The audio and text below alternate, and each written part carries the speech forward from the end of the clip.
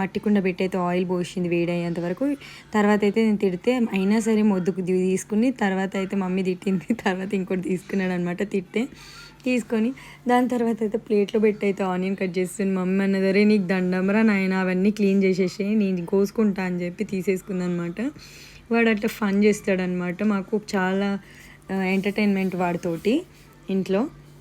So దాని తర్వాత అయితే ఆనియన్స్, పచ్చిమిరపకాయలు ఇవన్నీ వేసిందనమాట. ఫ్రై చేస్తుంది. మంచిగానే పని చేస్తాడు. కానీ ఆదివారం అట్లా తిట్టించుకోవడానికి రోజు మాతో తిట్టించుకోకపోతే ఆయనకు పొద్దుపోడు అనమాట. సో దాని తర్వాత మమ్మీ గ్రైండ్ చేసిన మిక్చర్ అంతా ఇందులో వేసిందనమాట.